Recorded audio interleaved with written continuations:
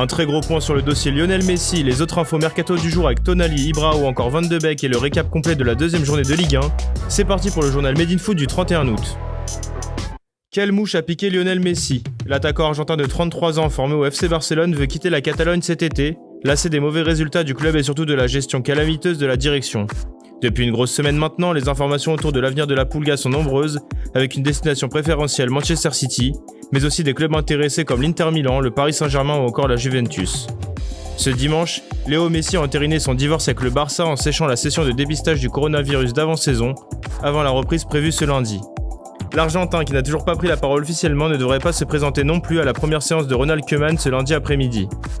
Au rayon contractuel, deux versions s'opposent. Le sextuple Ballon d'Or et ses représentants estiment qu'il est libre de quitter le Barça sans indemnité, ce que conteste fermement sa direction.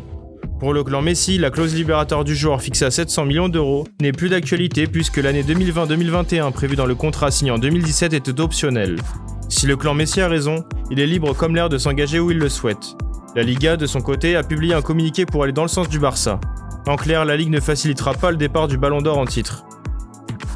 La Liga considère opportun de préciser que ce contrat est actuellement en vigueur et possède une clause libératoire applicable dès lors que Lionel Messi décide de procéder à la rupture unilatérale de celui-ci. En application de cette loi, la Liga ne procédera pas à la résiliation de la licence du joueur tant que celui-ci n'aura pas payé le montant de cette clause. Malgré toutes les infos parues un peu partout depuis mardi dernier, date à laquelle la nouvelle s'est répandue, Messi ne voudrait pas quitter le Barça sous les tensions. Une réunion pourrait avoir lieu mercredi pour discuter avec le président Bartomeu selon Mundo Deportivo. Cela n'empêche pas Sport, l'autre gros média catalan, de révéler ce lundi la proposition de Manchester City pour Messi. On apprend ainsi que la Pulga aura une offre avec un contrat de 5 ans et une prime à la signature de 250 millions d'euros, payable sur 3 années. L'Argentin de 33 ans toucherait également 500 millions d'euros bruts sur la totalité de son contrat, soit un salaire annuel de 100 millions d'euros. Toutefois, le gaucher ne restera pas 5 saisons en Angleterre. Dans 3 ans, soit pour la saison 2023-2024, il quitterait l'Angleterre pour rejoindre la filiale du club aux États-Unis, le New York City FC. Sans transition, l'AC Milan est sur le point de faire un gros coup sur le mercato italien en récupérant Sandro Tonali. Un temps proche de l'Inter Milan d'Antonio Conte, celui qui incarne le futur de la sélection italienne va finalement poursuivre sa carrière chez les Rossoneri. Selon Sky Italia, un accord a été trouvé dimanche entre Brescia et l'AC Milan pour un prêt de 10 millions d'euros, avec une option d'achat à 15 millions plus 10 millions de bonus et 10% à la revente.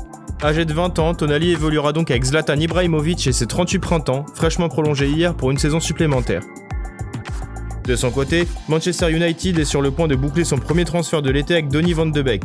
Le milieu de terrain de 23 ans, courtisé par le Real Madrid et surtout le Barça de Ronald Koeman, va signer un contrat de 5 ans avec les Red Devils selon la presse néerlandaise et anglaise. L'Ajax devrait récupérer 40 millions d'euros plus 5 millions de bonus.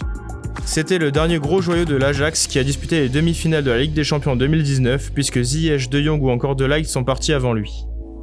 La dernière bombe de la matinée est à retrouver du côté de PSG Le Mag. Le magazine officiel du club de la capitale a organisé une interview exclusive avec Neymar, qui annonce qu'il reste pour la saison 2020-2021.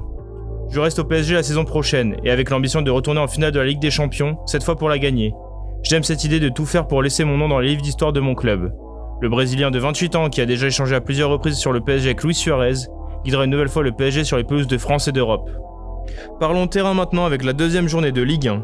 Si la rencontre Lens-PSG était reportée à la demande des Parisiens pour quelques jours de repos après la finale de Ligue des Champions, les 9 autres rencontres se sont déroulées sans accroc. Vendredi soir, l'OL a lancé parfaitement sa saison en écrasant Dijon 4-1 grâce à un triplé de Memphis Depay, également impliqué sur le but contre son camp de l'Ottawa. Samedi, le Stade Rennais s'est imposé 2-1 au Roazhon Park face à Montpellier grâce à une merveille d'Eduardo Camavinga.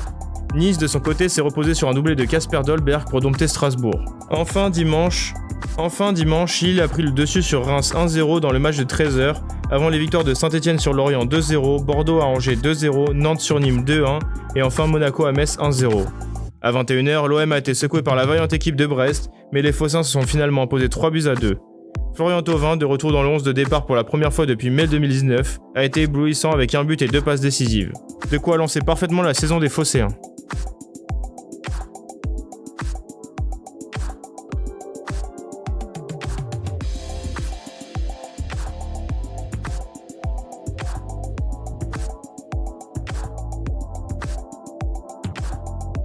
Merci à tous de nous avoir suivis, n'hésitez pas à liker, commenter, partager cette vidéo et à bientôt pour un nouveau JT Made in Foot.